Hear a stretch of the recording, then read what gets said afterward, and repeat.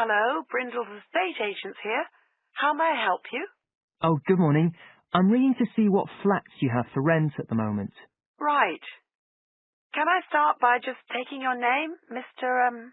Hill. Martin Hill. Right. And are you looking for a flat for yourself or, a family, perhaps?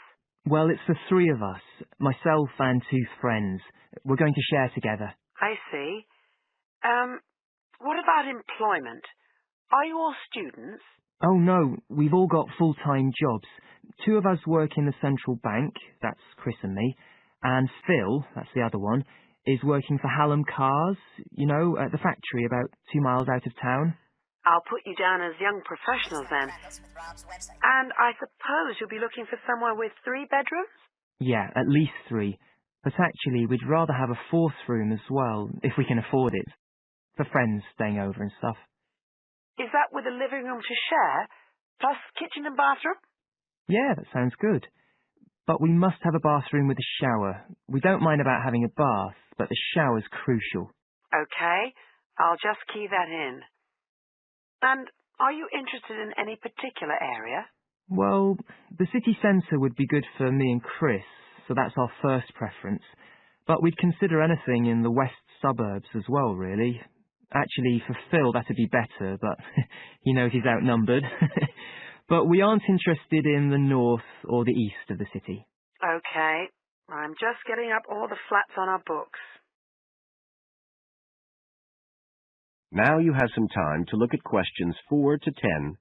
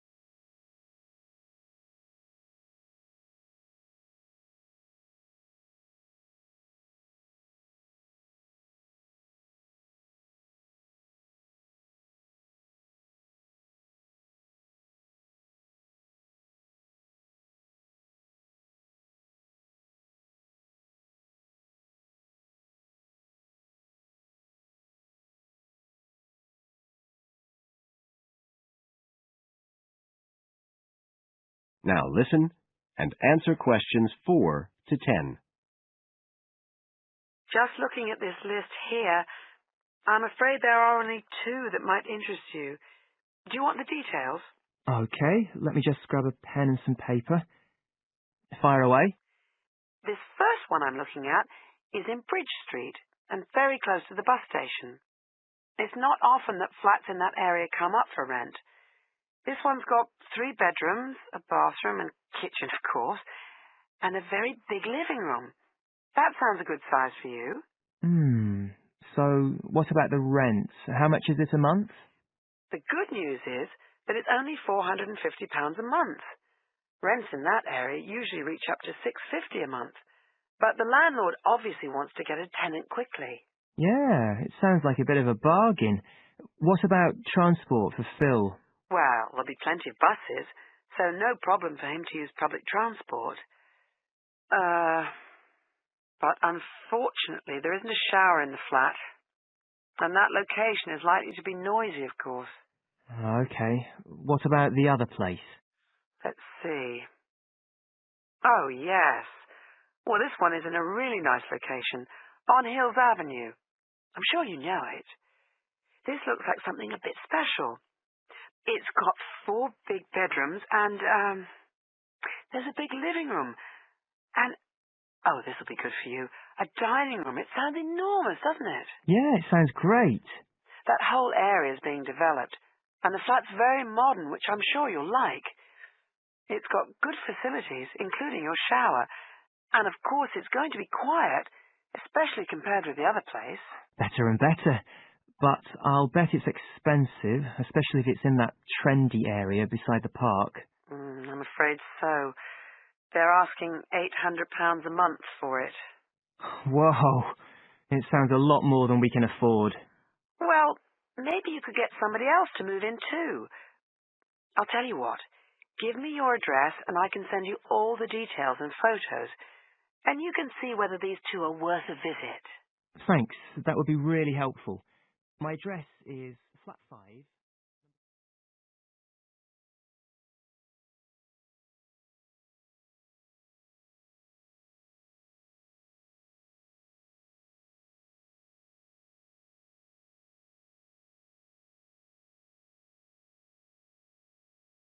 That is the end of part 1. You now have 1 minute to check your answers to part 1.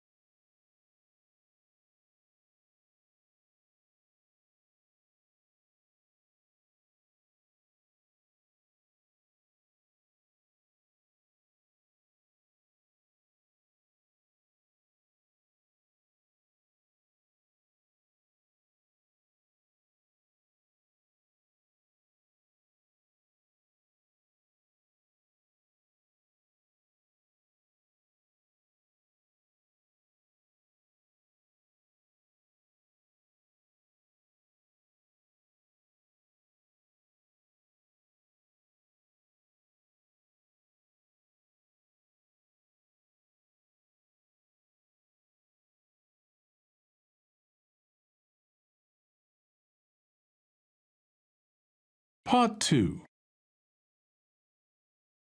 You will hear a tour guide welcoming a group of visitors to the British Library and telling them about the library and what they will see there. First, you have some time to look at questions 11 to 15.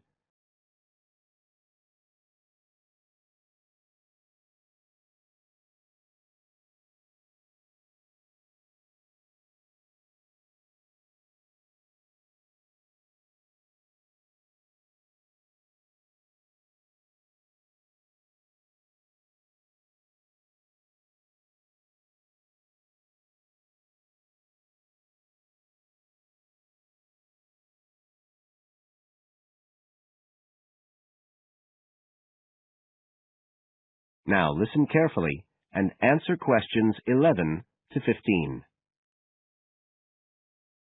Good afternoon, ladies and gentlemen, and welcome to your very own tour of the British Library on this lovely afternoon. My name is Tony Walters, and I'm your guide for today. Could I please see your tickets for the guided tour? I'd also like to remind you that any tickets bought today do not include a visit to the reading rooms. I'm afraid we don't do visits on Fridays, or any weekday during working hours, so as not to disturb the readers. But if you do want to see those rooms, the only day there are tours is on Sundays. So, I don't want anyone to be disappointed about that today. OK? Thank you. Right, we'll start with a brief introduction.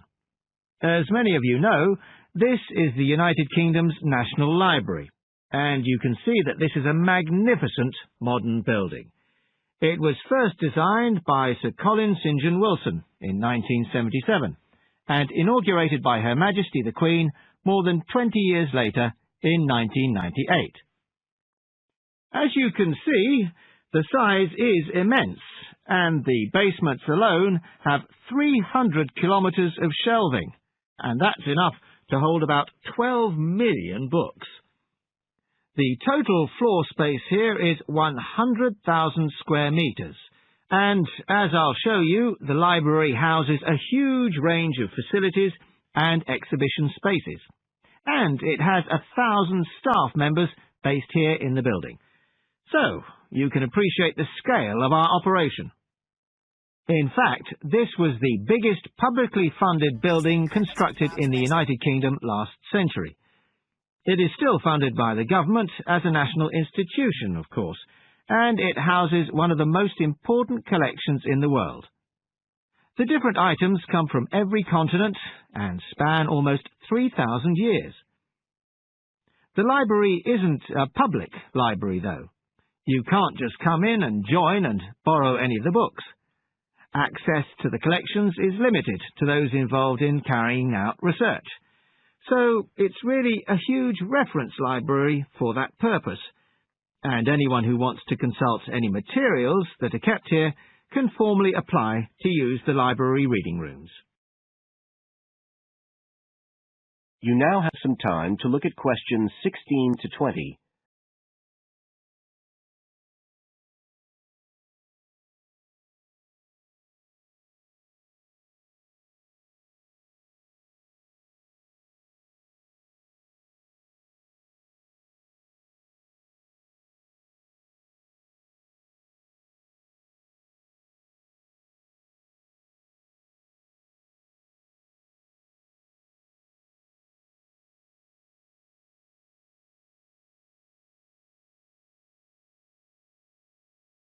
Now listen and answer questions 16 to 20.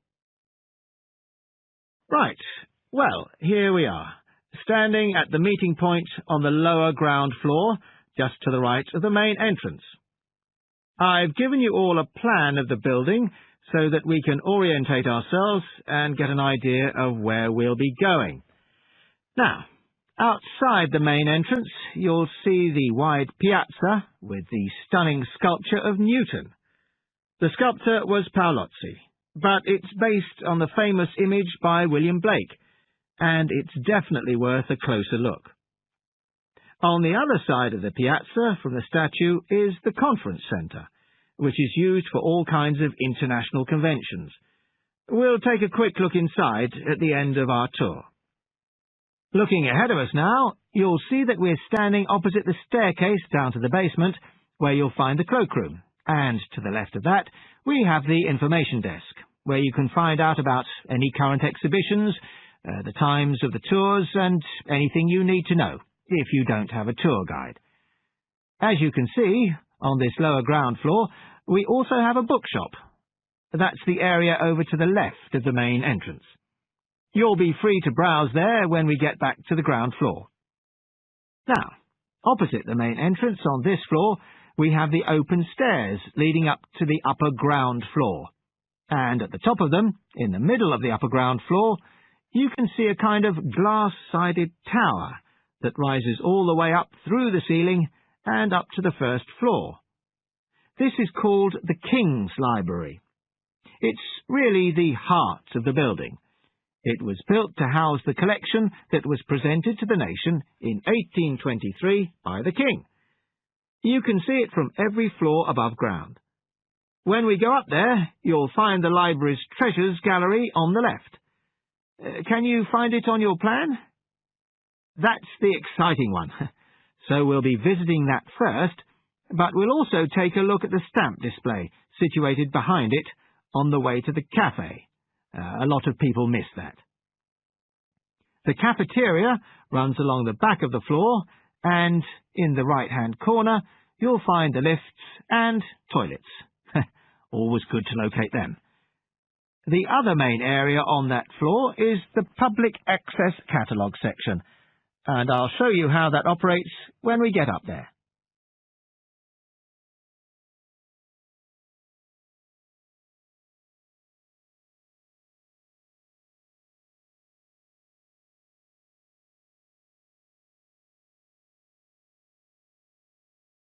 That is the end of part 2. You now have 30 seconds to check your answers to part 2.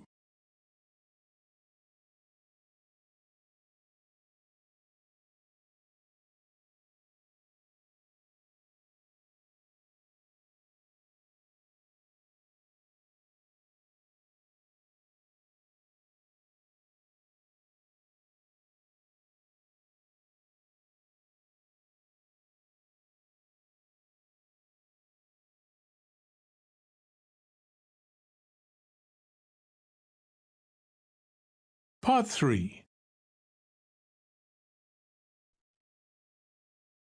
You will hear two geography students talking. An older student, called Howard, is giving advice to a younger student, called Joanne, on writing her dissertation. First, you have some time to look at questions 21 to 24.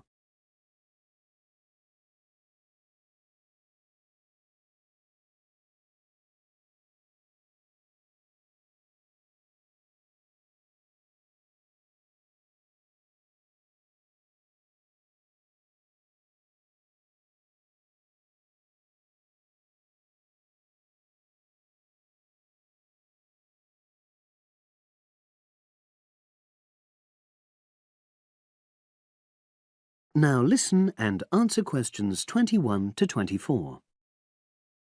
Hi, Howard. I haven't seen you for a while. Hi, Joanne.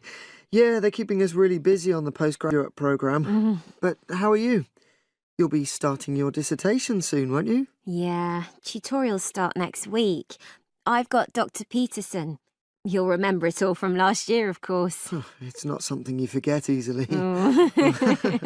But seriously, although I didn't expect to enjoy writing my dissertation, and in fact I didn't really find it much fun, I wouldn't have missed the experience.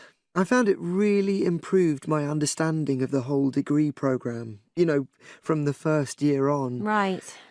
So, what are you doing yours on? Glaciated landscapes. Although I haven't decided exactly what aspect yet. I did mine on climate systems, so I can't help you much, I'm afraid. But you'll be fine once you start your tutorials. Dr. Peterson will help you focus. I know, and he'll set me deadlines for the different stages, which is what I need.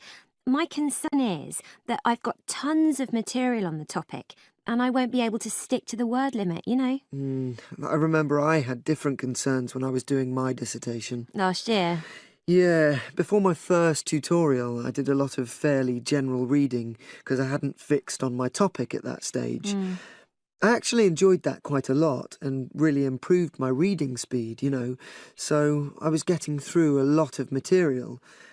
I was frightened I wouldn't remember it all, though, so I got into the habit of making very detailed notes. So, did you find your tutor helpful in getting you started?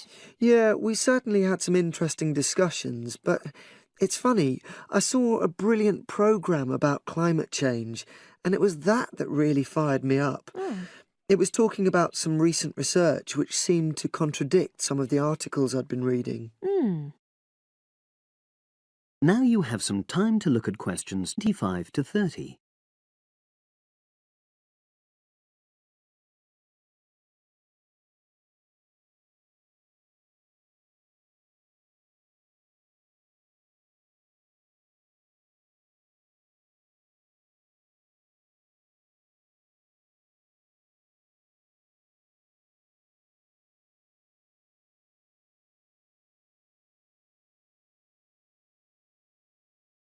Based on Crackles with Rob's website.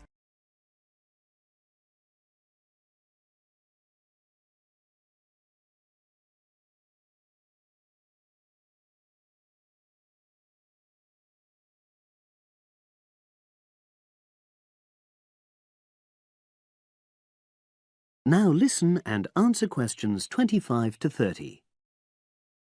So you say your tutorials start next week? Yeah. Well, the first month's crucial. You've got to meet your tutor and decide on your focus, but don't become too dependent on him. You know, don't see him every week, only when you want to check something. Right. Once you've got the focus, you've got to get reading. It's helpful to look through the bibliographies for all the course modules relating to your topic, and get hold of any books you think you'll need. I haven't got much money. I mean, get the books from the library, far better. And I suppose I should prepare a detailed outline of the chapters? Yeah, absolutely. But don't feel you have to follow it slavishly. It's meant to be flexible. OK. Now, I'm someone who likes to get writing quickly. I can't just sit and read for a month. Not like me, then. But if that's what suits you, you know, your natural approach, then you really ought to start immediately and write the first chapter. Right. Now, Joanne, about the library, it's worthwhile getting on good terms with the staff. They aren't always helpful with undergraduates. I suppose they focus on postgrads more. Maybe. But show them you're serious about wanting to do good work. And what if I can't find what I need? Well, there's interlibrary loans. Borrowing books from other libraries, but I've heard it isn't all that reliable. You're right, but you probably won't need it anyway. Be positive. The library is likely to have most things you need. And during the dissertation writing period, you can take out 15 instead of the usual 10 books. Should I look at previous year's dissertations? You can do. But I won't know which are the good ones. The library only keeps the best, and the staff can advise you. Are they willing to do that? Oh, yeah. And I'm worried about getting journal articles from the electronic library. Well, have you tried to find any yet? No. Well, you should. It's really straightforward. That's obviously something I'll have to look into. Dr. Peterson will help. Yeah, I know I can go to him if I have any worries. Except he will be away in the second month. Oh. It's the holidays. You should ask him what to do while he's away. Gosh, yeah. But I suppose I can get a lot of support from course mates. I know a couple of people who are thinking of doing the same topic as me. Take care. Collaboration can become dependency. I think better see how that works out, what the people are like. You're probably right. About other reading, I suppose Dr. Peterson will recommend plenty of good articles to get me started. One thing I'd find out is what his attitude is to internet sources. Surely not in this day and age. I'd better get that sorted out right at the beginning. I would if I were you. And I've also got some questions about the research sections. How much time I should spend explaining the process? Well, I think that's up to you. You can see how it develops as you're writing. OK. It's the same with things like time management. That's something a tutor can't really help you with. I agree. So, is there anything else you need me to go over?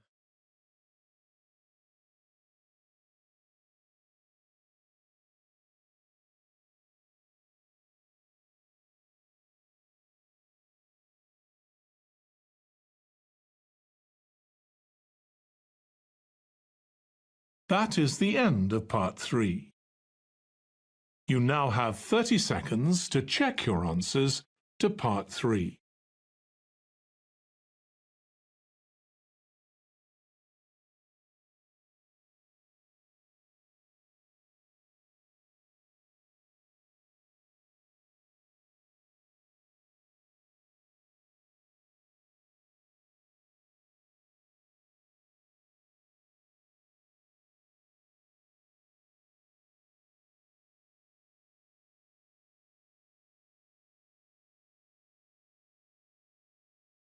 Part 4. You will hear a lecturer's introduction to a geography module. First, you have some time to look at questions 31 to 40.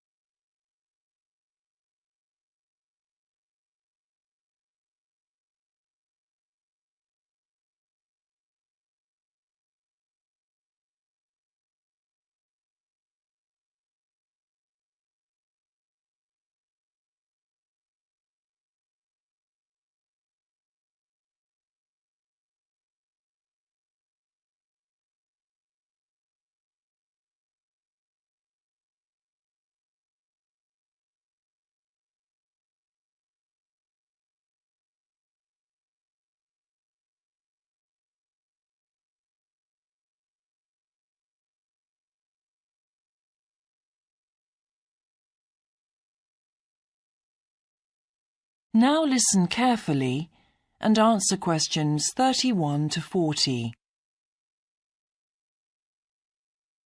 So, welcome to your introductory geography lecture.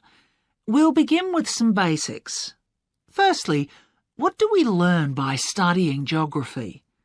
Well, we learn a great deal about all the processes that have affected and that continue to affect the Earth's surface. But we learn far more than that, because studying geography also informs us about the different kinds of relationships that develop between a particular environment and the people that live there. OK, we like to think of geography as having two main branches. There's the study of the nature of our planet, its physical features, what it actually looks like, and then there's the study of the ways in which we choose to live and of the impact of those on our planet. Our current use of carbon fuels is a good example of that. But there are more specific study areas to consider too, and we'll be looking at each of these in turn throughout the semester. These include biophysical geography, by which I mean the study of the natural environment and all its living things. Then there's topography. That looks at the shapes of the land and oceans. There's the study of political geography and social geography too, of course, which is the study of communities of people. We have economic geography, in which we examine all kinds of resources and their use, agriculture, for example. Next comes historical geography, the understanding of how people and their environments and the ways they interact have changed over a period of time. And urban geography, an aspect I'm particularly interested in, which takes as its focus the location of cities, the services that those cities provide, and migration of people to and from such cities. And lastly, we have cartography. That's the art and science of map making. You'll be doing a lot of that. So, to summarise before we continue, we now have our key answer. Studying this subject is important because without geographical knowledge, we would know very little about our surroundings and we wouldn't be able to identify all the problems that relate to them. So, by definition, we wouldn't be in an informed position to work out how to solve any of them.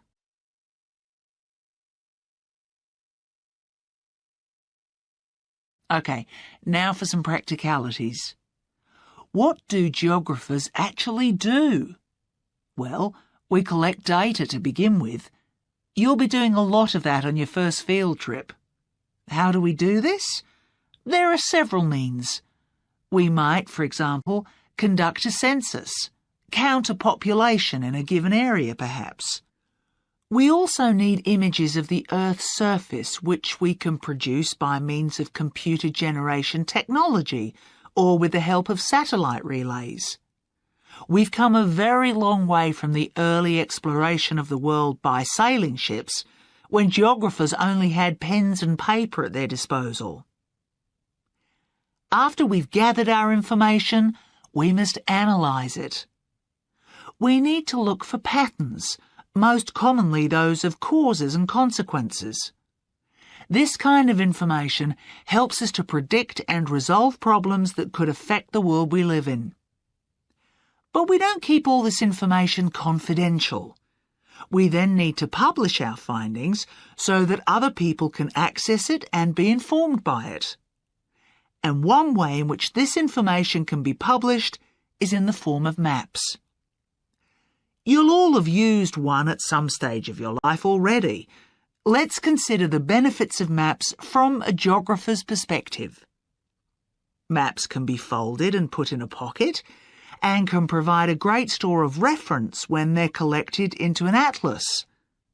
They can depict the physical features of the entire planet if necessary, or just a small part of it in much greater detail. But there is a drawback. You can't exactly replicate something that is three-dimensional, like our planet, on a flat piece of paper, because paper has only 2 dimensions. And that means there'll always be a certain degree of distortion on a map. It can't be avoided. We can also use aerial photographs, pictures taken by cameras at high altitude above the Earth. These are great for showing all kinds of geographical features that are not easy to see from the ground. You can easily illustrate areas of diseased trees, or how much traffic is on the roads at a given time, or information about deep seabeds, for example. Then there are Landsats. These are satellites that circle the Earth and transmit visual information to computers at receiving stations. They circle the Earth several times a day and can provide a mass of information. You'll all be familiar with the information they give us about the weather, for example. So, what we're going to do now is look at a short presentation in which you'll see all these tools.